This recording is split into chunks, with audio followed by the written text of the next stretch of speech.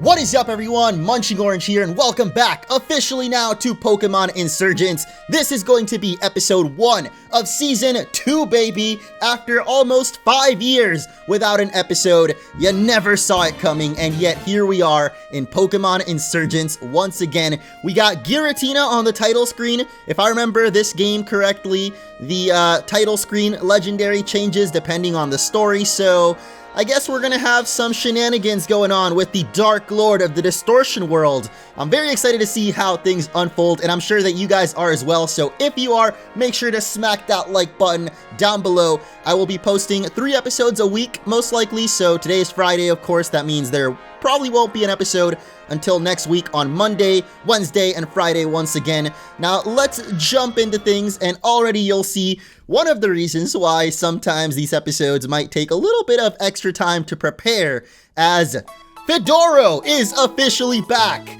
We have the Fedoro on our own character, but more importantly, on our Feraligatr. So yeah, even though I lost all the custom sprites, well, I mean, this one was pretty easy to recreate. However, getting back my character's clothes and all that might be a little bit tougher, but, you know, eventually, like I said, it'll take some time, but we'll get back up to where we were. So first off, let's show off Fedoro and the rest of the team, because of course I asked you guys in the previous episode, or technically it wasn't a real episode, but if you missed it, there was a recap kind of intro to season 2. I mean, I understand it's been 5 years since the last episode, so you might need a little refresher on your memory of this series. So check that out, because we're going to be jumping right into it today. First off, showing off Fedoro here with its nice little hat.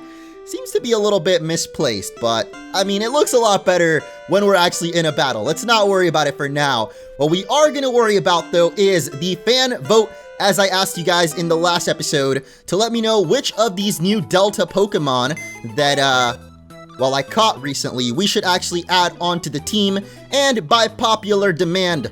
Well, first of all, I guess we should put Blossom away, since Blossom is definitely the one that's going to end up getting replaced here.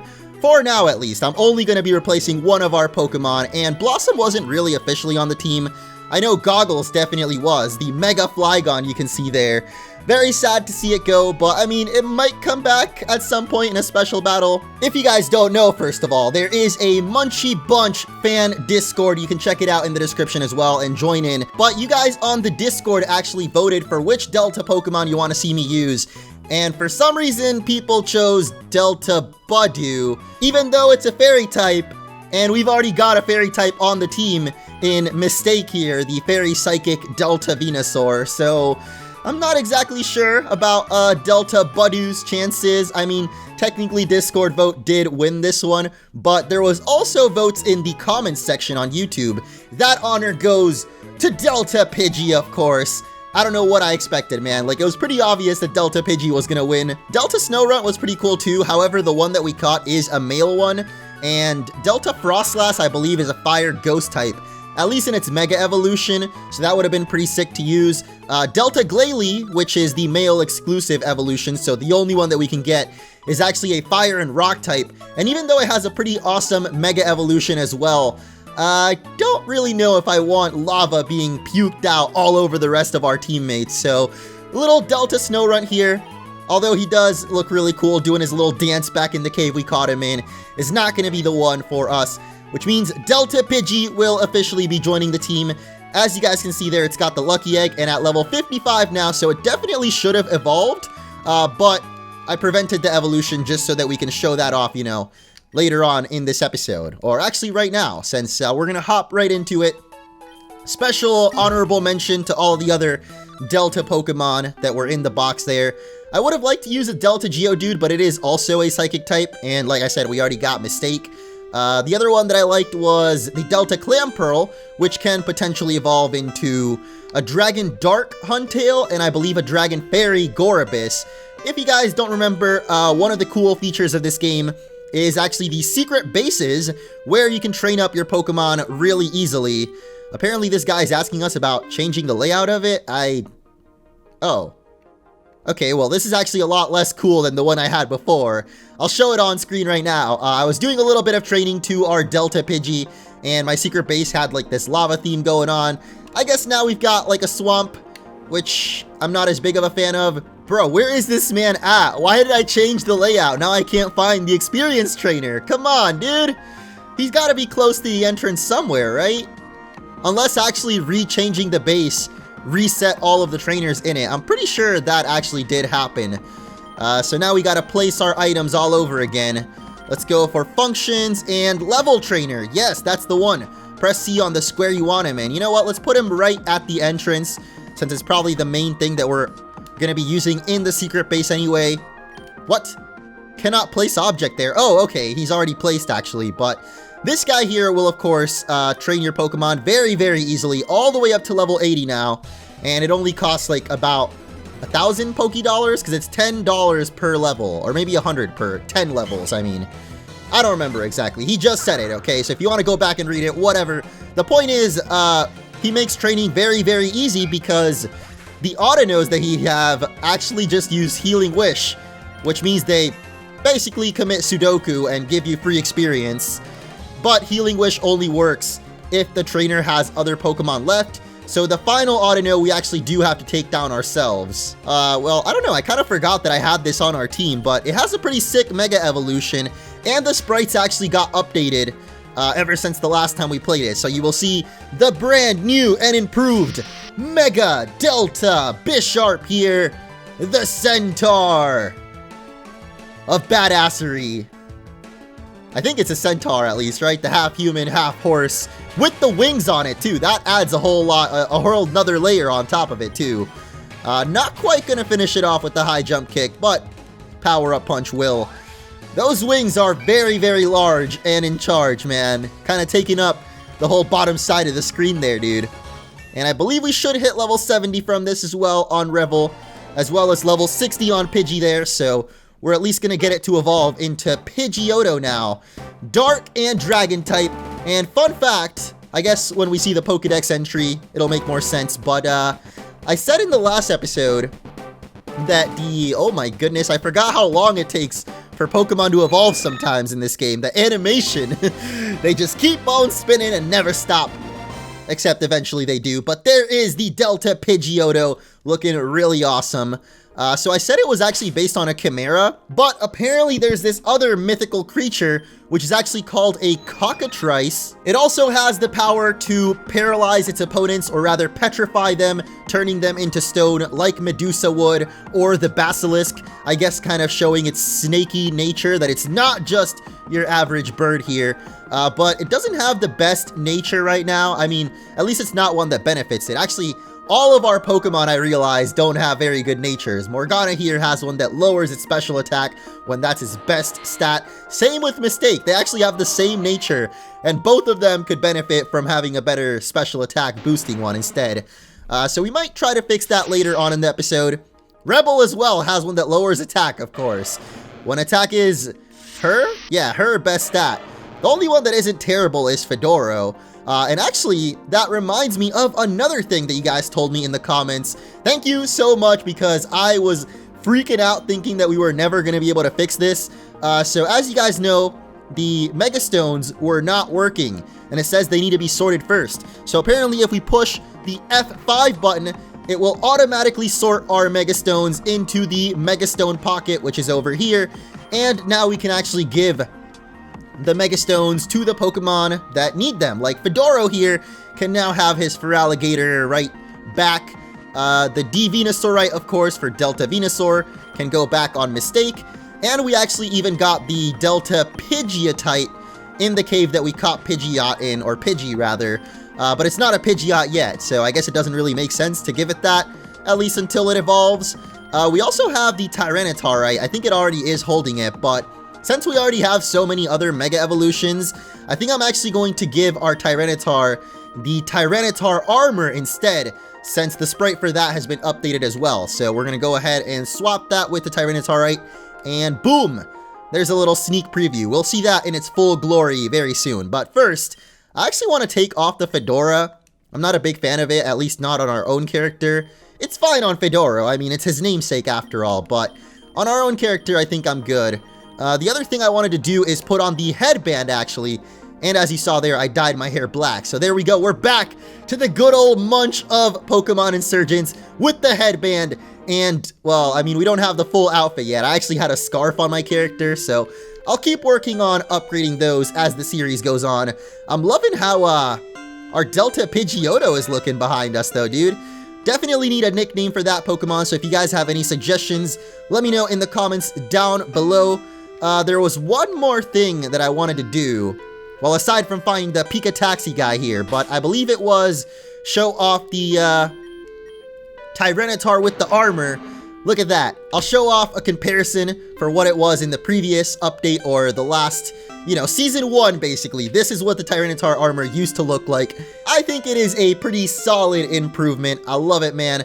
Apparently, we got this from Guitarist James as well. I forgot this was actually a traded Pokemon, so Gojira is a name that, well, we're kind of stuck with, but it's a good one, you know, a little throwback to the King of Monsters there. So, without further ado, guys, let us finally begin our journey here in Pokemon Insurgence. This is still kind of going to be a bit of a catch-up episode. Like, we've got a lot to catch up on, so don't expect things to, I guess, progress that much in the story in these first few episodes.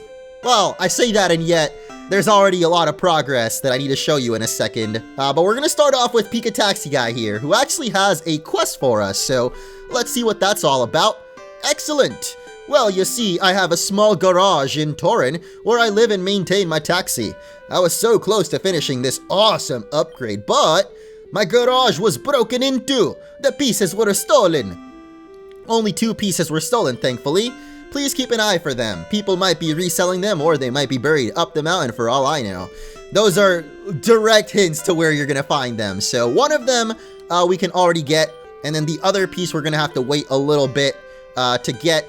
But the reward for this is really sick. I can't wait for it. I don't know if it's going to happen in this episode, but we can at least get one of this guy's pieces right now. Let's head off to Helios City, and more specifically to the Black Market. If you guys don't remember, Helios City was actually where we first fought Augur Jern, where the truth was revealed that he's not your average hero and Augur or whatever. He's actually the leader of the Sky Cult. I keep looking around because I know that one of these ponds, and hey, there it is actually, is going to have a bit of a dark, deeper spot in it. And that means we can put our scuba gear on, which is another nice replacement to HMs there. We can dive deep underwater without the need of the HM dive. And this is actually a shortcut to the Black Market. The other way you can get there is through the department store, but that would probably take forever, so I'm glad there's actually a shortcut. It's so dark down here, I'm worried it'll get pale without any natural light, or I'll get pale. Oh man, that has definitely been happening to me, guys. This quarantine has not been fun for those people that like the sun, like myself. I mean, I was born on a freaking island, dude. I feel like the sun and I are pretty much mano a mano.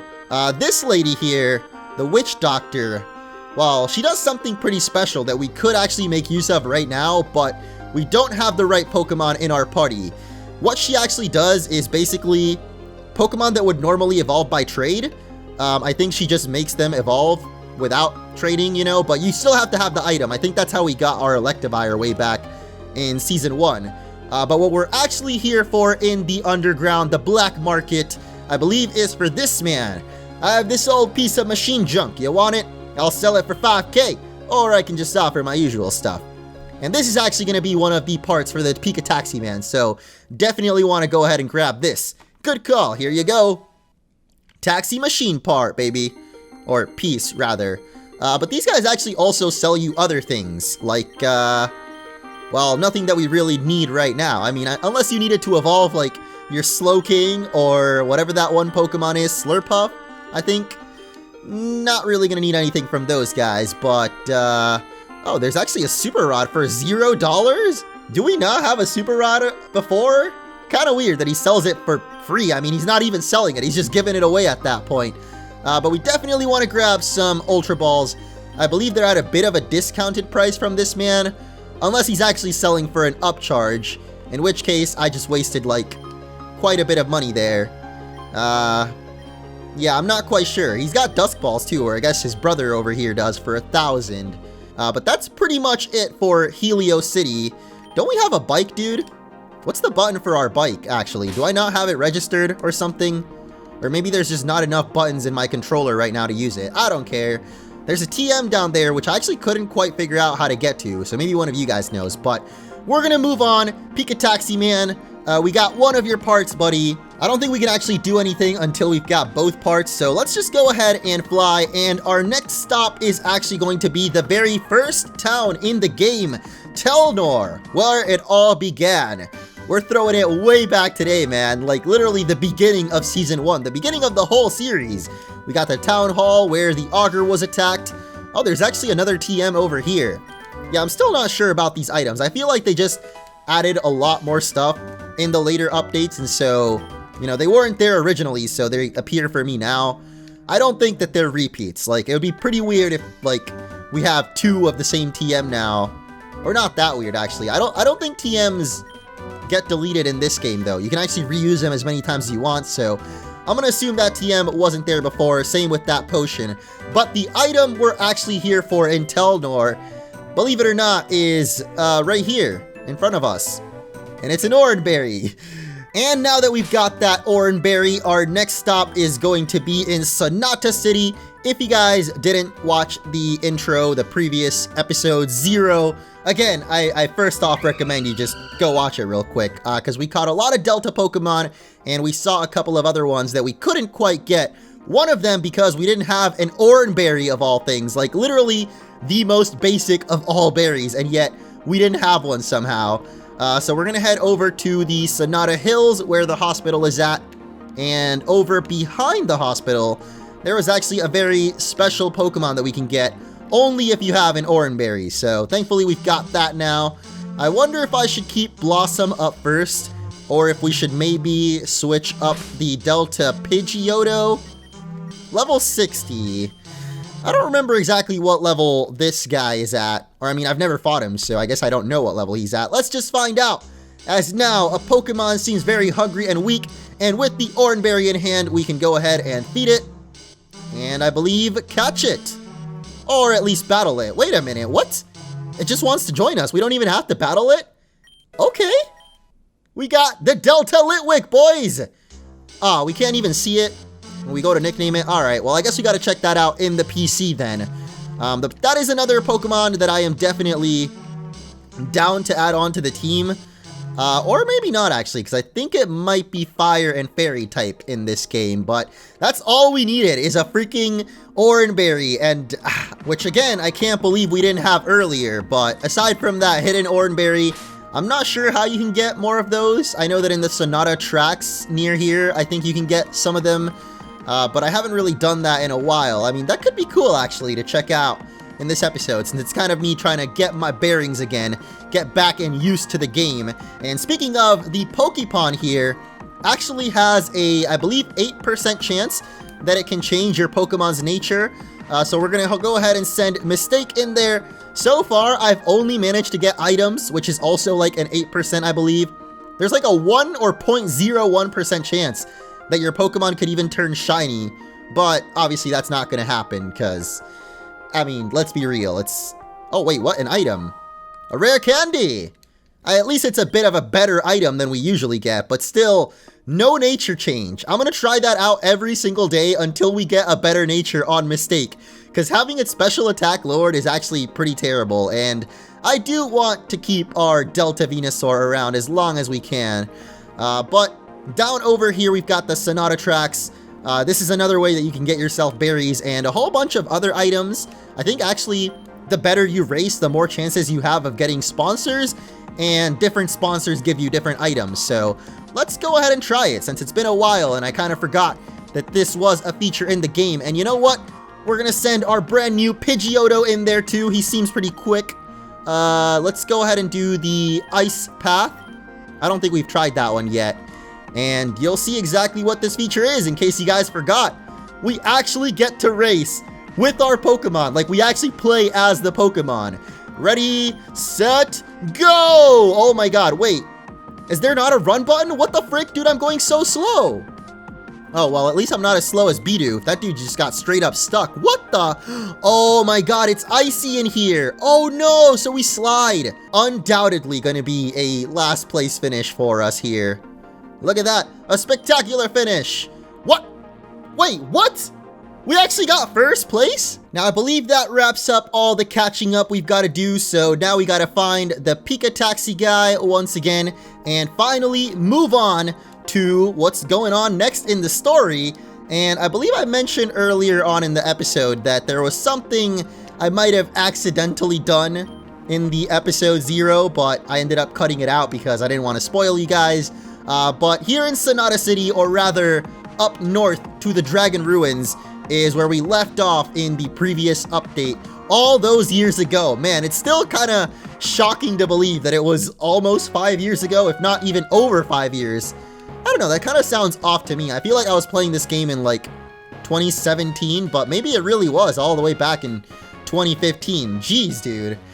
There's a lot more catching up to do. We got the whole series for you guys to catch up on what's been going on in my life, but more importantly, what's been going on in the game, because here in the Dragon Ruins, we actually came here last episode looking for Delta Bergmite, and I may have accidentally stepped a little bit too close to the sun. Are there so many dead ends here? Oh my god, the Dragon Ruins are just trying to confuse me right now, dude. Okay, let's head back towards the entrance. Go ahead and spray her another repel. And wait, what? I guess this wasn't actually the way to go? Mistake! I know you love me, but where are we going, friend? I don't understand. Oh, this is definitely not the right way. Oh no. That's the augur right there. This palace is bizarre. Such an odd place to have built anything at all. I can't believe people can live out here. Why is there a temple here of all places? Our guest of honor has finally arrived. What's this? Show yourself. Who on earth are you? What do you want? You're the one behind all this, aren't you? Wait, is the augur scared right now, dude? I thought he was like the most powerful man in the region. What does he got to be scared of? What could you possibly mean? I've been researching. I know where the first augur, Adam's crystal, came from. I've looked into Persephone's past, which had led me to Zenith and the Infernal cult and what he can do. And all of it ties back to you. You've certainly done your research. Are you cultists trying to catch Giratina? No, we might look the part, but we're anything but. Oh wait, are these? Oh! Wait, they look kind of like that luchador guy, right? You've been playing us like pawns. You've been playing me like a pawn. Damn, Jern is pissed. Actually, I know you don't want to hear this, but you weren't part of my plans. You're a minor nuisance at best, a bit part. My intention was for the Infernal cult to eventually overthrow the first augur and secure the crystal for me. But no, you just had to interfere, didn't you? You just had to play the edgy anti-hero, didn't you? Damn! Calling him out. You're evil. Wait, what? The augur's calling someone evil? Are you kidding me? I'm surviving. Stay away from me. Don't make me break the crystal. Ha! Any more than you already have? Well, actually, that was Damien, technically, but I'll let you go. Your shard is nearly useless to me without the other two. And though I didn't care for you at first, you've slowly become useful. Enjoy your trip home, Jern. You won't remember any of this. Ooh, mysterious. So it would seem that there may be a sixth cult after all. Or then again, they did say they're not exactly cultists, but they certainly look suspicious. Kind of like that luchador that we saw appear after Aubrey was plunged into the ocean by a Kyogre. So I'm gonna guess that there's some type of other group deep down underground or in some type of dark dimension. I don't even know where the heck this meeting took place. Jern said it was like a palace, and actually he brought up the first augur's name for the first time, I believe. It's been mentioned, the augur's name was Adam. So I wonder if that might pop up sometime in the near future. Aside from that, I mean, it seems like Jern's memories of that were wiped, just like ours were at the beginning of the game, so maybe this dude's finally getting his just desserts after we kicked his ass with the Mega Rayquaza, man. That was pretty humiliating for him. Now he's getting even more humiliated by other cultists, and yeah, I don't know where the heck that's all gonna go, but they did talk about Giratina as well, and we did see Giratina on the title screen, so I'm gonna guess the Dark Lord will be rising very soon. But before we get to any of that, before the story truly escalates, it looks like we've got more of a regular route to take on here. And it's been a while, man, since we've actually, just played a regular Pokemon game. Just played Pokemon in general. I guess the last time was Pokemon Clover, and I guess for those of you that don't know or didn't hear or missed the updates, you might be wondering what happened with that series, and there's probably some of you that have no idea that I was even playing that game, but we interrupt this newscast because we've got Mega Fedoro in the building, baby! Here we go! The Black Fedora returns, and look at this! Mega Feraligatr sprite has also been upgraded, I should say. He looks a lot sleeker than he did back in the previous season. So shout out to the sprite makers of Insurgence. By the way, every time we catch a new Delta Pokemon, it says like someone's name. I'm like now 99% sure that that is the person that like designed that Delta Pokemon. Although I'm still not clear if they also made the sprite, but they at least came up with the concept. So Mega Feraligatr, I mean, that's kind of different. I don't know who came up with that one, but shout out to you, my friend. Here we've also got the Armored Tyranitar in action for the first time. Either way, we finally hit an Earthquake. It took us like 3 turns, dude. Come on, Gojira. You might have the defenses, but you ain't got the accuracy, apparently.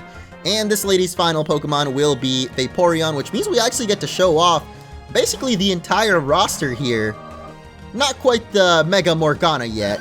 I don't know if we've actually seen Mega Mistake either, the Delta Venusaur yet, but, we'll get there eventually. You can only use 1 Mega Evolution per battle, of course, so gotta choose wisely. And Mega Fedora was definitely the one that I wanted to show off the most, since it is a custom sprite that I didn't really make, but I added on the hat at least, okay? The actual Mega Feraligatr sprite, like I said, again, shout out to whoever actually made that one, because it looks awesome. I love it, man. But we can speed on ahead over to another trainer. Are you kidding me, man? I mean, it is Pokemon after all. I'm expecting quite a lot of trainers coming up here in Route 14. And we got Rich Boy Oats up next. Mr. Honey Bunches himself. Well, the sticky notes unfortunately can't save me from my short-term memory loss still, and I completely forgot what it is we were talking about before I brought up the Mega Fedoro sprite, so I guess it wasn't that important. Nah, it probably was important. Feels bad, man. But anyway, this guy's got Azumarill and Furret, so we're gonna high jump kick that away. Thankfully not miss and crash and burn. But I suppose one thing that I do remember I wanted to bring up is since we're currently on Route 14, I believe the other taxi guy machine part is going to be on Route 15. And once we get that, like I said, there's a pretty cool feature that can happen. But we got a Tesseract spot right here. I don't know actually what's on Route 14. In case you guys don't know, or it isn't clear yet, this is going to be mainly a blind playthrough. I guess today's episode was like kind of half and half, because there is a lot of research that I did, but for the most part, everything past the Dragon Ruins, everything beyond this point here, is going to be essentially blind. Like, I have some rumors, or I have heard some rumors about what is going to be happening in the story, but it's nothing really that major. Like, basically it's just the fact that the first Augur is definitely going to have something to do with it, and Giratina as well is going to have something to do with it. But this here could, never mind, we're going to get one shot. I kind of forgot that our Pidgeotto is not really ready for battle yet.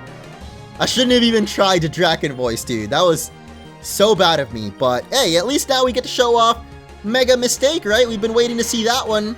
Remember the old Mega Venusaur sprite, or Delta Venusaur? Oh god, the abomination. The reason why we named our Pokemon Mistake in the first place. Which I believe now is actually the male exclusive sprite, so kind of cool that they didn't completely get rid of it. I do like this version of Delta Venusaur way more, but the old one still had its own charm to it. Or I guess maybe charm is not the right word. It was pretty hideous, but I think it was intentionally meant to look hideous. Not the sprite work, just the Pokemon itself is kind of ugly, but or it definitely looks more like it's leaning towards its fairy typing. I don't know, I feel like the male one kind of looks more poison and psychic type to me. Maybe I'm the only one that sees that, but got another trainer coming out, of course. Should have probably healed up our Pidgeotto since we want it to actually evolve in this episode. Or at least that would be very nice if it did. But it's too late now. Let's just... Oh my god, the final Gambit! Yo, doesn't that kill your own Pokemon? Yeah, freaking Axelgore just took itself out for the team. Talk about team player, man. Okay. You do that then, buddy. I'm gonna just bring out Mr. Fedoro, who does actually have the Shadow Claw. Didn't remember that, but I'll definitely keep that in mind now. Whatever happened to our one attack, though? The, Milady. Oh, God. Things are not going too hot in this first episode. But like I said, guys, it's been a while since I played Pokemon in general. It's been a while since we... Oh, my God. That's what I was going to talk about, was Pokemon Clover. Technically, the last playthrough that I attempted doing. But I actually went ahead and privated all those videos, or I guess technically they're unlisted, so you can still find them in the playlist if you guys want to watch that Pokemon Clover playthrough or you never got the chance to. But I won't be continuing it, unfortunately, because around the time, like when I first played it, I wanted to do something different, and I guess maybe try out some edgier, darker content on my channel, but I don't know, I guess it doesn't really fit me. Maybe I haven't always been the wholesome, family-friendly PokeTuber guy. Like, actually, I started off doing quite the opposite, but I've definitely become more of that in the latter years. So I feel like doing something like Pokemon Clover didn't really seem to fit all that well. Especially since I was doing it around the time when, like, a lot of social justice movements were going on. And I definitely, like, agree with most of the stuff that was happening. And Pokemon Clover just blatantly had some racist and offensive things in the game, so I just decided in the end that I wasn't going to continue it. But if you guys still want to check that out, it is unlisted.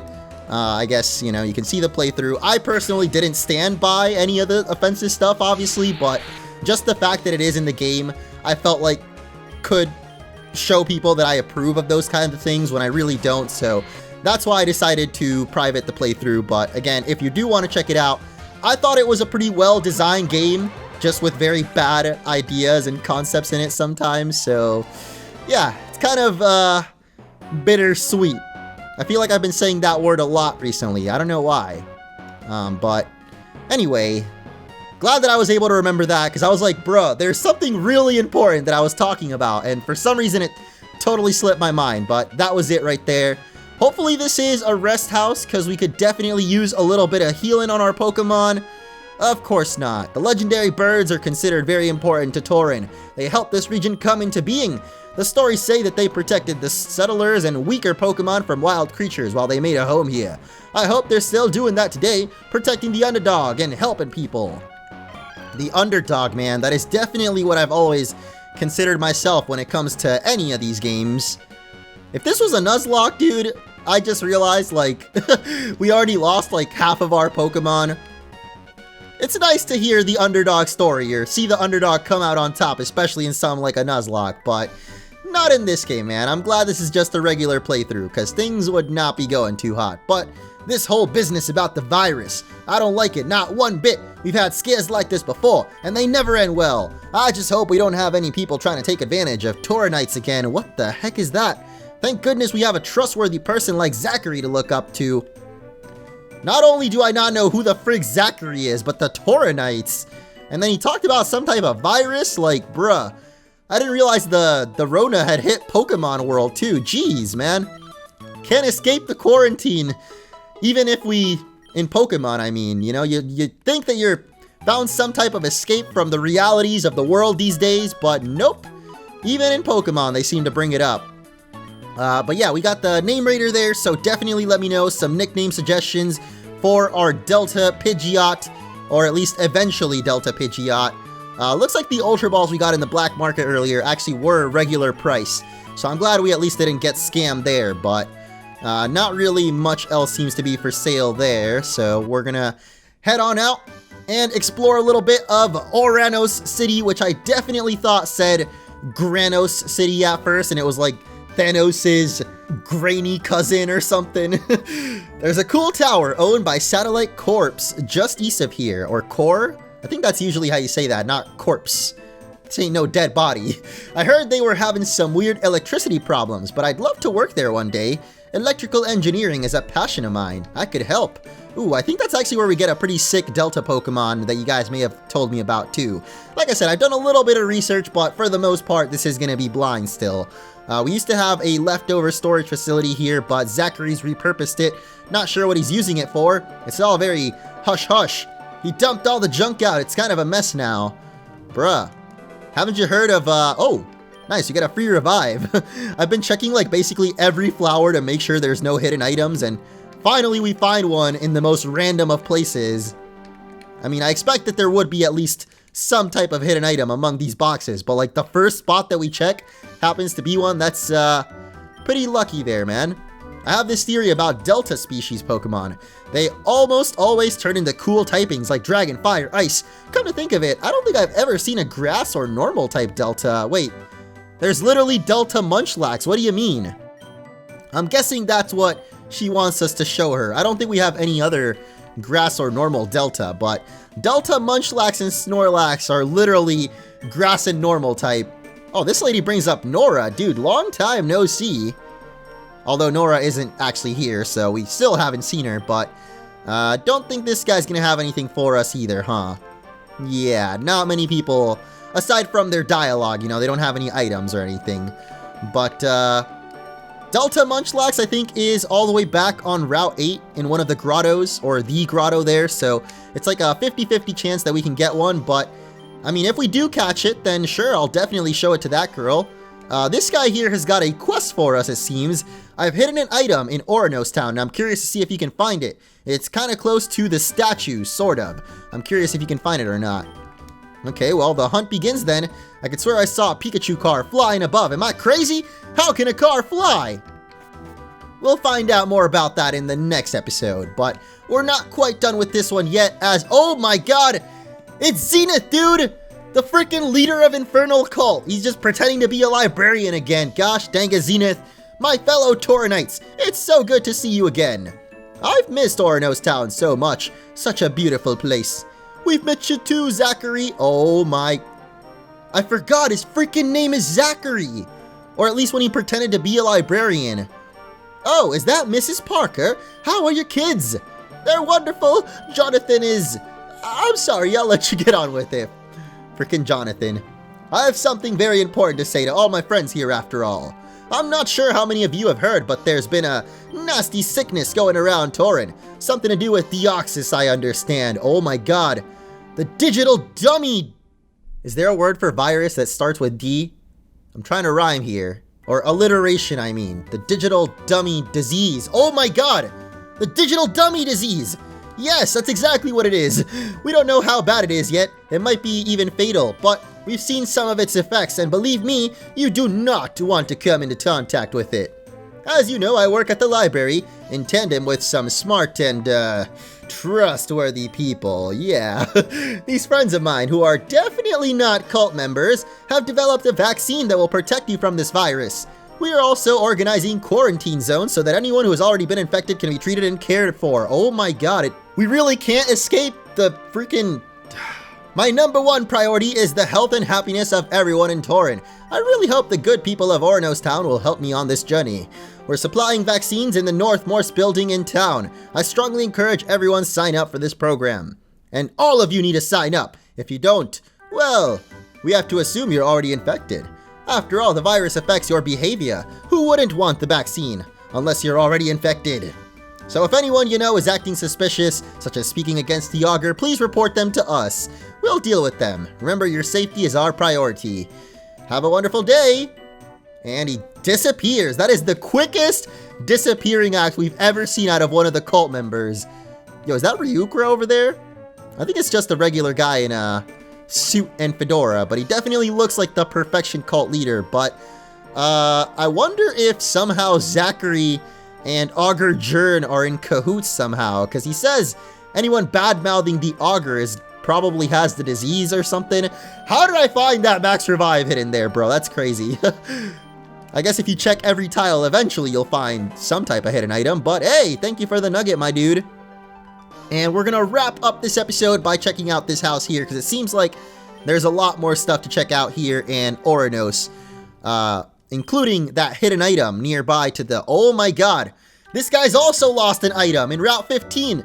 It was a rock, I think, or far away from one. If I knew where it was exactly, I'd get it myself. Okay, so we've got quite a couple of side quests to complete next time, including the Pika Taxi guy's quest, because I believe the item that he needs is also on Route 15. We could also get the evolution of our Pidgeotto here, since, I mean, I expected that would happen this episode, but I guess not. So that is going to do it for this one.